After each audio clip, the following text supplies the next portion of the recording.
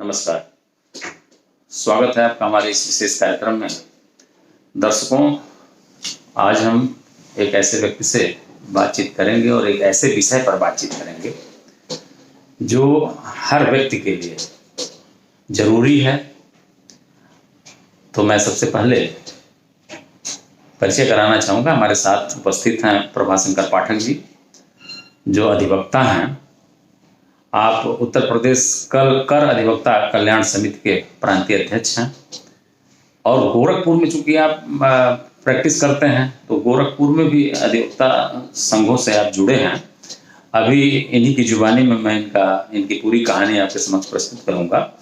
तो पाठक जी, सबसे पहले तो हम आपका स्वागत करते हैं अपने इस विशेष कार्यक्रम में। सबसे पहले हम आपके जीवन वृत्त पर थोड़ा सा बात करेंगे, उसके बाद जो आपका व्यवसाय है, जैसे आप आयकर और जीएसटी की जो प्रैक्टिस करते हैं, फिर उस पर हम आएंगे जी। तो सबसे पहले मैं ये जानना चाहूँगा कि आपका जो जन्म हुआ वो कहाँ हुआ, आपके माता पिता जी कौन है, किस तरह से आपका पालन पोषण हुआ, उसके बारे में हमारे दर्शकों को आप बताइए। देखिए, हमारी पैदाइश गोरखपुर की है और पूरी की पूरी शिक्षा दीक्षा भी गोरखपुर की है। हमारे पिताजी यहाँ पे एज ए मुख्य सतर्कता अधिकारी पूर्वोत्तर रेलवे गोरखपुर के पद से रिटायर हुए 87 में, और तब तक की सारी पढ़ाई हमारी रेलवे स्कूल में ही हुई है। अच्छा, मतलब आपने इंटर तक की पढ़ाई हमारी रेलवे स्कूल में हुई। उसके बाद मैंने ग्रेजुएशन यूनिवर्सिटी से किया, फिर लॉ मैंने यूनिवर्सिटी से किया। मतलब गोरखपुर विश्वविद्यालय से आपने उच्च शिक्षा ग्रहण किया जी, और एमए भी मैंने यूनिवर्सिटी से किया था, इकोनॉमिक्स से।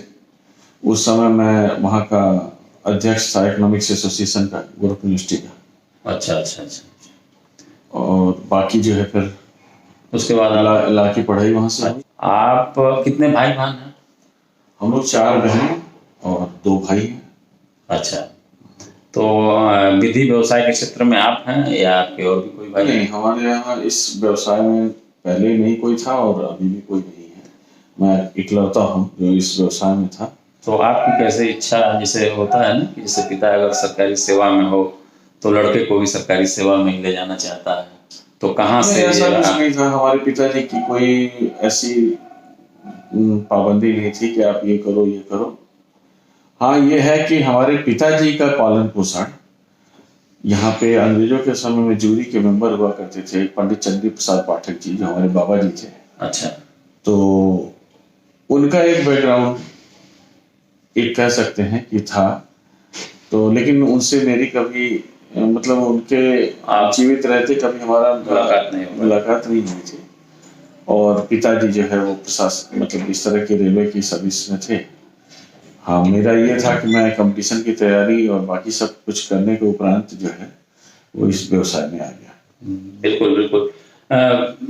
अच्छा, ये बताइए, आपका गांव जुड़ाव, गांव से भी आपका जुड़ाव? हाँ, बिल्कुल। तो आप अपने गांव के बारे में नहीं बताया, आपका गांव कौन सा है? मेरा गांव यहीं से उरुआ बाजार, एक बाजार है गोरखपुर से करीब 48 किलोमीटर दूर, और वहाँ एक बरपार माफी गांव है, गोला बाजार और उरुआ बाजार की रोड मतलब के बीच में। उरुआ से गोला जाने वाली सड़क? हाँ, उरुआ से करीब 3 किलोमीटर है।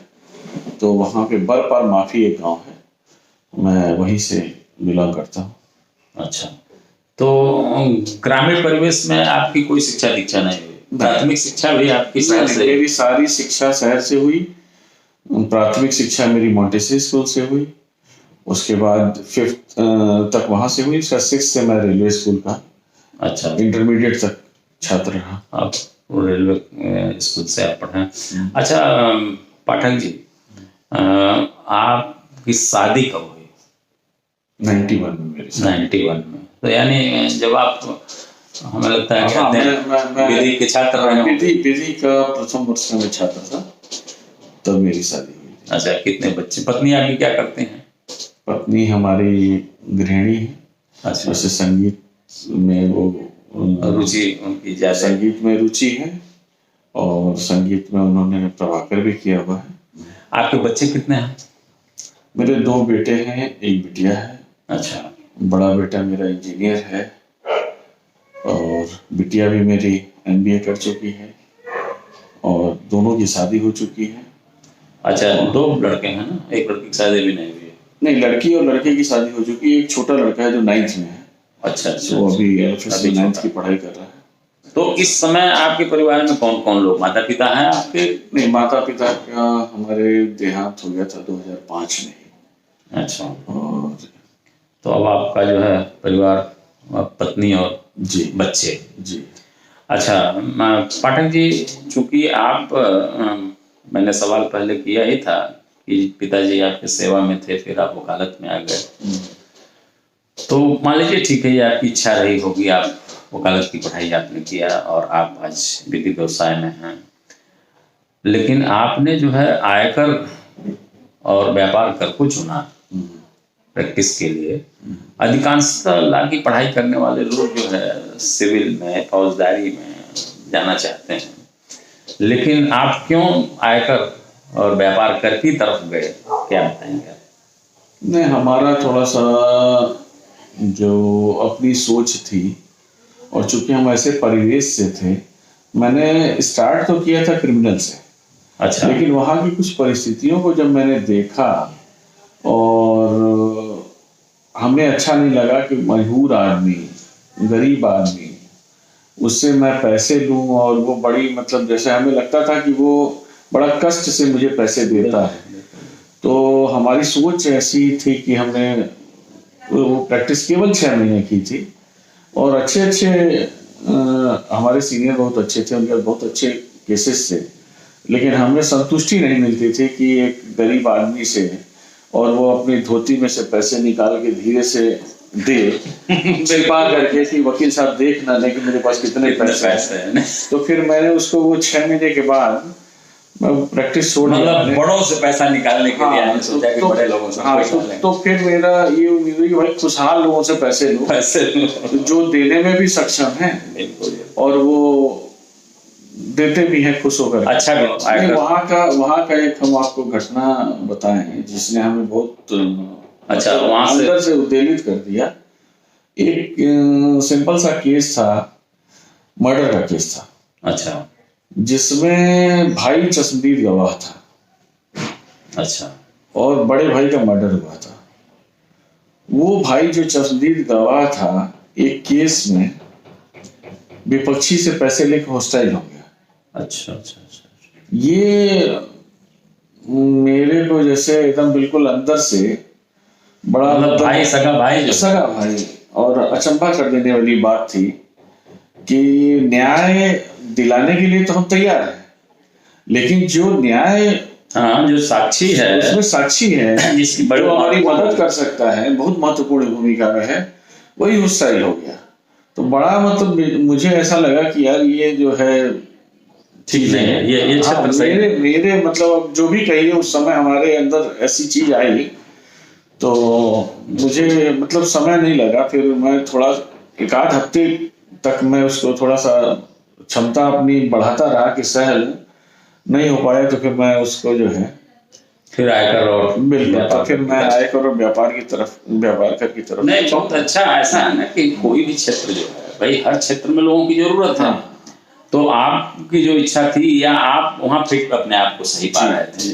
तमाम लोग हैं जो वहाँ नहीं जाना चाहते हैं, वो सिविल और फौजदारी में जो रहना चाहते हैं। तो सबकी अपनी अपनी इच्छा है, सबका अपना अपना जो है अपनी क्षेत्र है, उस क्षेत्र से आदमी जुड़ता है तो उसे कार्य करने में अच्छा भी लगता है। तो आयकर की प्रैक्टिस, चूंकि वकालत आपकी हमें लगता है कि अब तो 25 साल से ऊपर की होगी, तो आयकर की प्रैक्टिस से खूब आप सुकून है आपको? हाँ, अच्छा लगता है ना? बिल्कुल। तो अब हम आयकर और व्यापार कर पर ही बात कर लेते हैं। हाँ जी। चूंकि आयकर को लेकर के जैसे ITR बड़ा कॉमन शब्द हो गया है जी, और गांव से लेकर शहरों तक लोग ये चर्चा करते हैं कि ITR फाइल करना है, ITR दाखिल करना है। तो क्या है ITR, इसके बारे में जरा हमारे दर्शकों को आप बताइए। देखिए, साल भर की आपकी जो भी आय होती है, अगर वो आयकर के दायरे में आती है तो आयकर रिटर्न भरना जरूरी है। और अगर आप रिटर्न भरते हैं तो बहुत से लोग के अंदर ये भ्रांतियां हैं कि टैक्स देना ही पड़ेगा। वो तब होता है जब आप उस दायरे में आते हैं तो आपको टैक्स देना होता है। जैसे अभी और- एक चीज आपने ये कहा था कि अगर आप कर के दायरे में आते हैं जी तब आपको आयकर रिटर्न भरना जरूरी है। जी लेकिन फिर आपने कहा कि आयकर रिटर्न भरने में लोग डरते हैं कि हमें टैक्स देना पड़ेगा। हाँ, तो दो चीज हो गई ना कि जैसे कि यानी आयकर रिटर्न आप भर सकते हैं, हाँ। चाहे आप आयकर के दायरे में आते हो चाहे ना आते हैं। बिल्कुल। ये चीज है, ये कंफ्यूजन दूर होना चाहिए दर्शक। बिल्कुल, आपको अपनी इनकम को शो करना है। आपकी इनकम क्या है उसका असेसमेंट गवर्नमेंट करती है कि उस पर आपकी टैक्स की लायबिलिटी आती है या नहीं आती है। बिल्कुल। आप अपने असेसमेंट के हिसाब से अपना टैक्स देते हैं। और अब तो अगर आप थोड़े भी प्रगतिशील हैं, अगर आपको बैंकिंग सेक्टर से या कहीं से भी किसी तरह का लाभ लेना है, लोन या कुछ भी लेना है, और अगर आप सैलरीड एम्प्लॉय नहीं है, बिल्कुल, इन द सेंस की गवर्नमेंट एम्प्लॉय नहीं है, तो आपके पास एकमात्र जरिया है अपनी इनकम को शो करने का। तो आपको अपनी आयकर रिटर्न भरनी चाहिए और समय से भरनी चाहिए। अब तो बहुत ही आसान है। और उसी पे मैं आ रहा हूँ। जैसे आयकर रिटर्न के लिए जी क्या है औपचारिकता? जैसे कोई व्यक्ति अगर अपने आय को शो करना चाहता है जी तो सबसे पहले उसे क्या करना होगा? एज एडवोकेट आप क्या एडवाइस उसको देंगे? नहीं, देखिए आयकर रिटर्न अगर आपको भरना है तो सबसे पहले तो पैन आपके पास होना चाहिए, पैन होना चाहिए, आधार होना चाहिए, और पैन को आधार को एक साथ लिंक कर देते हैं। अच्छा, उसके अलावा एक बैंक का अकाउंट होना चाहिए, एक ईमेल आईडी होनी चाहिए और एक मोबाइल नंबर होना चाहिए। सिंपल सा ये 5 चीजें आपके पास होनी चाहिए। अच्छा, और आप आयकर रिटर्न भर सकते हैं। भर सकते हैं। हाँ, पहले आयकर रिटर्न भरने के बाद असेसमेंट होने में महीनों लग जाते थे, अच्छा, असेसमेंट ऑर्डर आने में। अभी तो इतनी बढ़िया सुविधा हो गई है कि अगर आपने आयकर रिटर्न भरा और सारा सब कुछ कंप्यूटराइज है, ऑनलाइन है, और विद इन 10 मिनट्स, किसी केस में तो विद इन 10 मिनट्स यहाँ आपने सबमिट किया और उधर आपका असेसमेंट ऑर्डर आ गया। मतलब अगर कोई व्यक्ति अपने आय कर रिटर्न को दाखिल करना चाहता है और वो आपसे संपर्क करता है तो वो 10 मिनट में उसका आयकर रिटर्न बिल्कुल आप उसे नहीं, 10 मिनट में आयकर रिटर्न नहीं, 10 रिटर्न भरने के 10 मिनट 15 मिनट या एक दिन के अंदर ही आपको असेसमेंट ऑर्डर मिल जाता है। अच्छा, उसका प्रमाण मिल जाता है। हाँ, 143(1) का नहीं, प्रमाण तो आपको तुरंत मिल जाता है। अच्छा, ऑर्डर जो आपका असेसमेंट गवर्नमेंट करती है, अच्छा, आयकर विभाग जो करता है, वो आपको ऑर्डर 143(1) अच्छा, का, असेसमेंट ऑर्डर। हाँ, वो असेसमेंट ऑर्डर आपको मतलब वो हो सकता है 10 मिनट में मिल जाए, हो सकता है एक दिन में मिल जाए, लेकिन बहुत आसान हो गया है अब ये। अच्छा, आयकर के दायरे में जी आने की जो प्रक्रिया है, जैसे कौन व्यक्ति है जो आयकर के दायरे में आ जाता है या उसे आयकर अदा करना चाहिए, क्या है इसमें? देखिए, रिलीफ के बाद 5 लाख तक की आपको इनकम है तो टैक्स की लायबिलिटी नहीं आती है। अगर आती थी तो वो 87 वो रिबेट में आ जाती थी। और बाकी फिर उनका मतलब एक तरह से मान के चलिए कि 5 लाख की, 5 लाख तो 2.5 लाख की, लेकिन उसके बाद का जो इनकम थी उस पर टैक्स का रिबेट दे देती है गवर्नमेंट। अच्छा, तो वो दायरे से बाहर हो जाते हैं। तो कुल मिलाकर के 5 लाख ये मान लिया जाए कि अगर 5 लाख व्यक्ति अगर एक वर्ष में अगर तो अर्जित करता है तो वो आयकर के दायरे से बाहर है। हाँ, लगभग टैक्स की लायबिलिटी नहीं आएगी उस पर, लेकिन उसको रिटर्न भरना पड़ेगा। ये चीज जो है, यही कंफ्यूजन जो है, जैसे लोगों में जो धारणा बनी हुई है कि हम अपना इनकम टैक्स जो है अगर ITR दाखिल करेंगे तो इनकम टैक्स देना पड़ेगा, जबकि ऐसा नहीं है। आप इनकम टैक्स देना ITR दाखिल करते हैं तो आप अपनी आमदनी शो करते हैं, जो सरकार को अपनी नीतियों को बनाने में मदद करती है। अच्छा, कृषि का जो आपने जिक्र किया, कोई किसान अगर कृषि कार्य से संपत्ति को अर्जित करता है तो उस पर आयकर नहीं देना होगा? नहीं, आयकर की उस पर कोई वो नहीं है। अच्छा, लायबिलिटी नहीं आती है। हाँ, आयकर अगर उसके अतिरिक्त भी कोई और भी आया है, अच्छा, कृषि के अतिरिक्त भी कोई आया अगर उसके साथ में, तो उस पर टैक्स पर मतलब पर्पज के लिए वो इनकम, एग्रीकल्चर इनकम की इनकम ऐड की जाती है। अच्छा, तो थोड़ी सी उससे लायबिलिटी में चेंज आता है, टैक्स की लायबिलिटी में। नहीं तो अलग से अगर कोई है तो उसमें कुछ इस तरह का। जो आपने कहा कि जैसे कोई व्यक्ति जो है प्रॉपर्टी वगैरह बेचता है, खरीदता है, जैसे मान लीजिए किसी के पास आय का कोई स्रोत नहीं है, उसके पास जमीन है और वो जमीन को बेचता है, हाँ, तो क्या वो भी आयकर के दायरे में? उसमें भी कई क्राइटेरिया है। वो नगर निगम की सीमा में कहाँ तक आता है, अच्छा, किस पॉपुलेशन में है वो जमीन, अगर उसने वो जमीन खरीदी हुई है, अगर वो पैतृक है तब तो ये नॉर्म है, अगर उसने खरीदी हुई है तो जो, जबकि खरीदी हुई है उस समय का लेकर के और आज का लेकर के उसमें लॉन्ग टर्म या short term capital gain tax की लायबिलिटी आती है, तो वो एक कैलकुलेशन है उसमें, वो आयकर के दायरे में वो जी property हाँ उसमें आ जाता है, कैपिटल गेन टैक्स उसमें आता है। अच्छा, तो अब हम जो है वस्तु एवं सेवा प्रत्येक शनिवार को शाम के समय में ये निःशुल्क मेरा ये रहता है। अच्छा, मतलब सलाह है आप निःशुल्क देते हैं? हाँ, शाम के समय अगर आप आते हैं। अच्छा, नहीं, हम जो दर्शक हमारा आपको देखेगा 5 से 8 के बीच में, जो दर्शक हमारा आपको देख रहा है, बिल्कुल निःशुल्क, अगर उसे ये लगता है कि नहीं हम आपसे जो है कुछ सलाह लेना चाहते हैं और वो यदि हमसे संपर्क करेगा तो हम तो यही कहेंगे भाई ये पाठक जी का नंबर है, लीजिए बात कर लीजिए, तो उसको भी शाम को ही जो है आप सुलभ रहते हैं बात करने के लिए, 5 से 8, तो उसको भी आप मुफ्त सलाह देंगे। बहुत अच्छा है, कम से कम हमारे कार्यक्रम का एक लाभ तो ये होगा ना, कम से कम अगर हमारा कोई दर्शक अगर कोई कानूनी सलाह लेना चाहता है आयकर व्यापार कर जीएसटी से, तो आप उसको संतुष्ट करेंगे, तो ये तो बहुत बड़ी चीज़ है। ये हमारी उपलब्धि है कि हम अपने दर्शकों को आप जैसे व्यक्तित्व से परिचित करा रहे हैं। तो हम जीएसटी पर आते हैं, वस्तु एवं सेवा कर क्या है, जरा ये हमारे दर्शकों को स्पष्ट कर दीजिए आप। इसमें जैसे पहले बहुत से टैक्सेस लगते थे और प्रक्रियात्मक जो है वो दिक्कतें आती थी, लोगों को कई तरह के एक्ट पढ़ने पड़ते थे और अलग अलग दायरे में अलग अलग लोग आते थे। अब इसमें सबको मिला करके एक कर दिया है ये गुड्स एंड सर्विसेज टैक्स में। बिल्कुल बिल्कुल।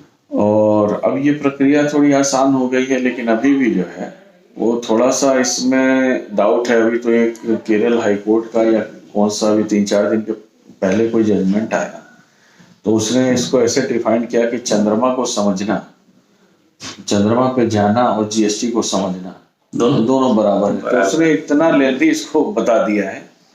हालांकि ये जो प्रॉब्लम आ रही है जीएसटी के साथ, वो बस केवल यही है कि ये सिस्टम और सर्वर और कुछ थोड़ा सा बहुत सी खामियां भी हैं, अभी भी जीएसटी में बहुत सी खामियां हैं।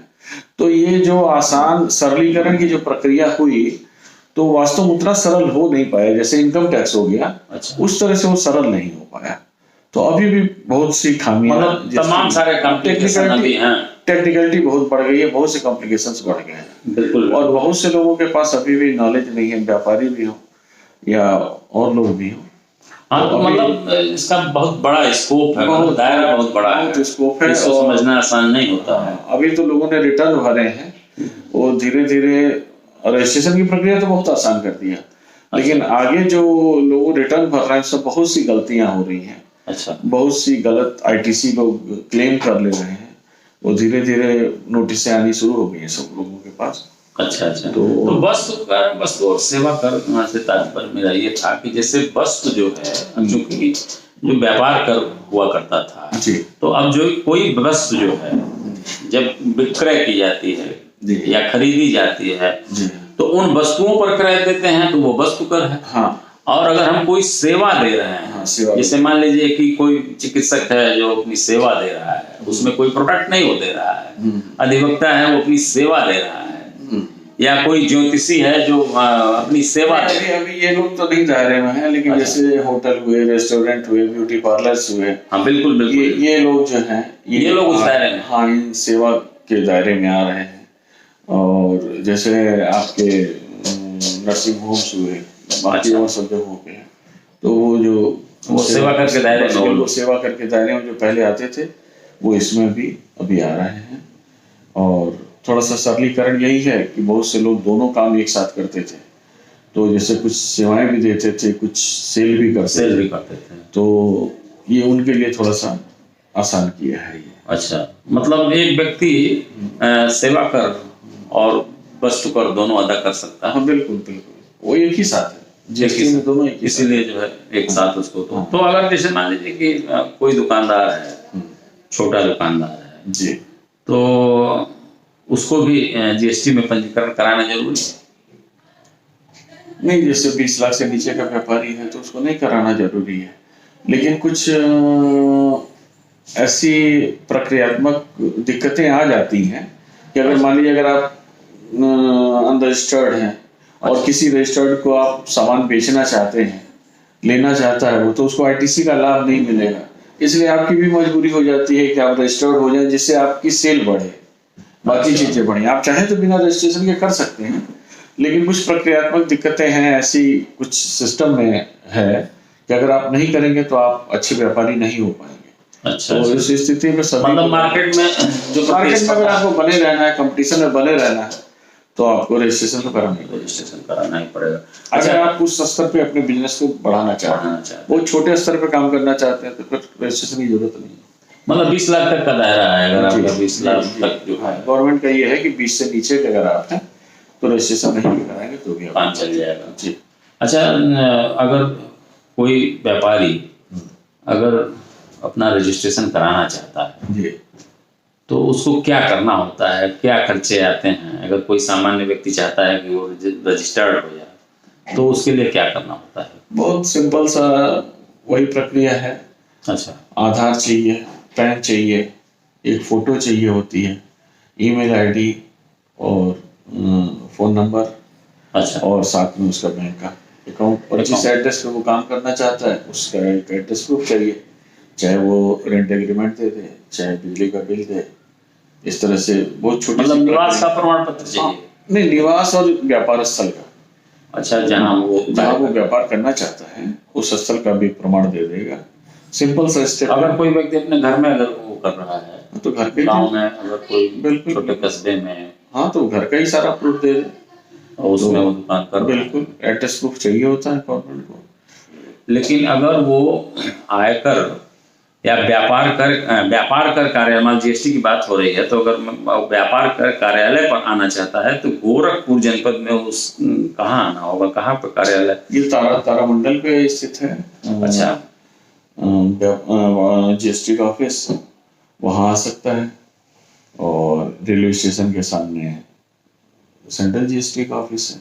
अच्छा जी। अच्छा, ये जो स्टेट जीएसटी और सेंट्रल जीएसटी, ये दोनों अलग अलग चीजें हैं। देखिए, आपने जिक्र किया तो मुझे अक्सर देखा जाता है कि बिल पे जो है एसजीएसटी और सीजीएसटी लगा होता है, और दोनों समान होते हैं, जो है दोनों बराबर जितना पैसा, जितना परसेंट 50-50 है दोनों का। बिल्कुल बिल्कुल बिल्कुल। तो ये क्या है, जो है एसजीएसटी स्टेट के पास इसका पैसा जाता है? हाँ, एसजीएसटी का स्टेट के पास डायरेक्ट जाता है, सीजीएसटी का सेंट्रल के पास जाता है, सेंट्रल उसमें से कुछ हिस्सा फिर स्टेट को दे देता है। एमआरपी के बाद ये सारे टैक्स लगते हैं या उसी में ये समाहित होते हैं? उसी में समाहित होता है। एमआरपी तो बहुत ज्यादा होती है, कई प्रोडक्ट की तो आप एमआरपी देखेंगे बहुत ज्यादा है, और वो उसकी प्राइस कम है, तो उसमें ऑलरेडी वो इंक्लूडेड रहते हैं।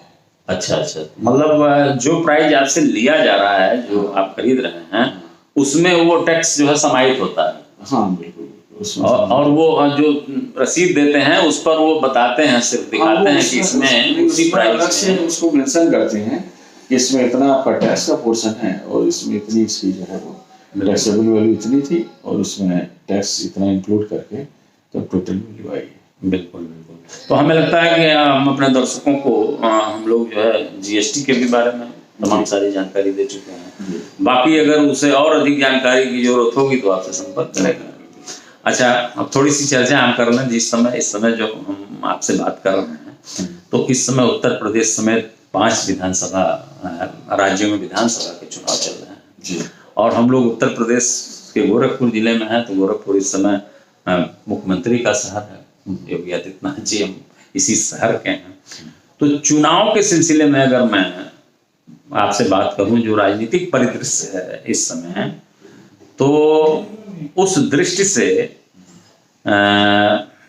जो व्यवस्था चल रही है चुनाव आयोग की, जैसे पहले चुनाव होता था तो तमाम सारे लगता था देखने को, सड़क पे भीड़ भाड़, शोर शराबे, उन शोर शराबों से जो है मुक्ति मिली है। बहुत मुक्ति मिली है, बहुत गंदगी से मुक्ति मिली है।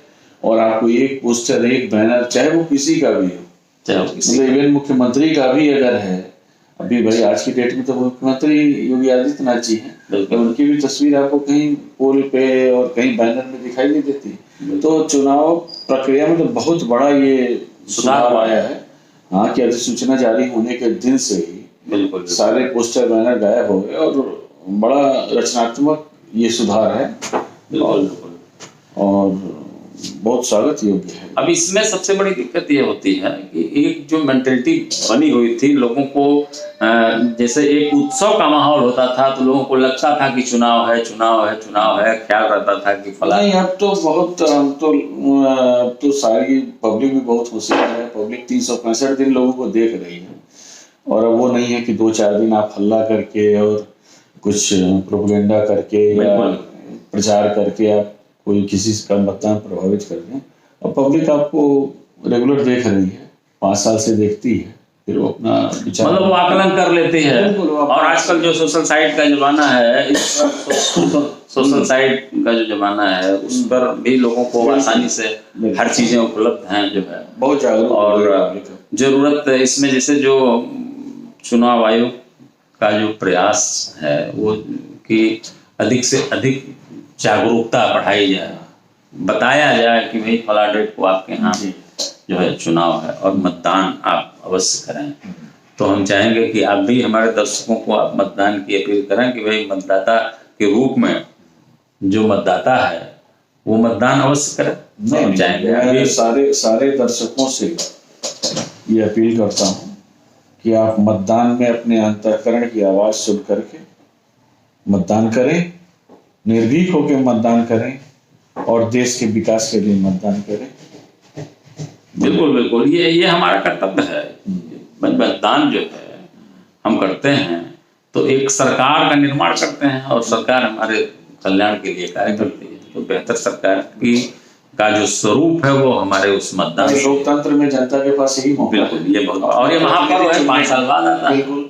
अच्छा, तो अगर चूक गए तो 5 साल तक फिर पछताना पड़ेगा। बस बढ़िया प्रतिनिधि चुने और देश को, विकास को, जाति, धर्म, मजहब, इस सबसे ऊपर उठकर अपना मतदान करें और सक्रिय रहें, अपनी राजनीतिक समझ भी बढ़ाएं और प्रलोभन से बचें। सबसे बड़ी बात है, ये जो कुछ लोग हैं जो अलग तरीके से प्रभावित करने की कोशिश करते हैं, इनके प्रलोभन से बचें और अंतःकरण की आवाज पे आपको जो लगता है, जो आप सोचते हैं, उसी पे मतदान करें। किसी भी तरह की लालच में, दबाव में आकर के मतदान ना करें, लेकिन मतदान जरूर करें और एक स्वस्थ लोकतंत्र की जो है स्थापना करें। यही आपके पास मौका है। अगर इसमें आप नहीं आए तो अगर आपने सक्रिय भूमिका नहीं निभाई तो फिर जो है आपके पास अगला कोई मौका 5 साल तक नहीं मिलने वाला है।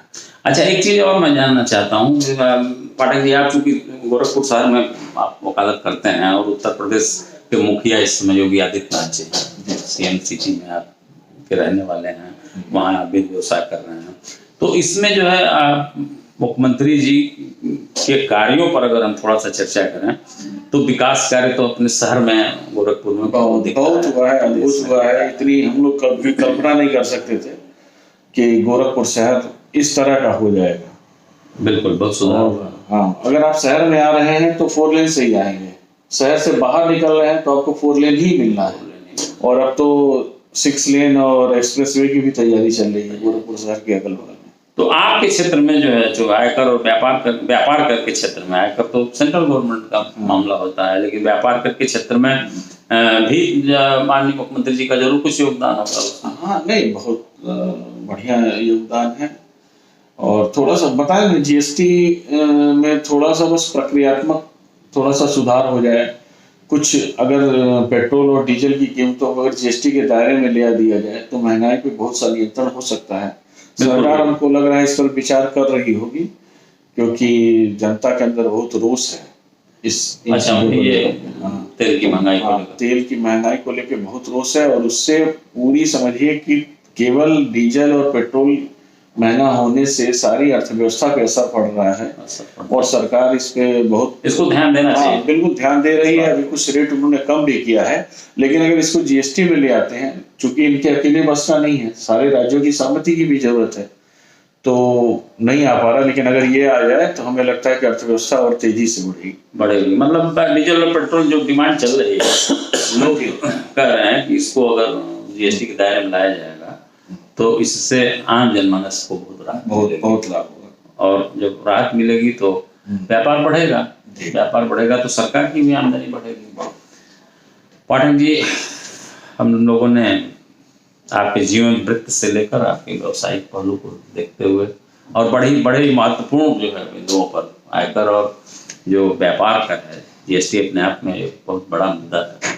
तो इस पर आपने हमारे दर्शकों को विस्तृत जानकारी दिया, आपने मुझे अपना अमूल्य समय दिया, इसके लिए आपको बहुत बहुत धन्यवाद। धन्यवाद।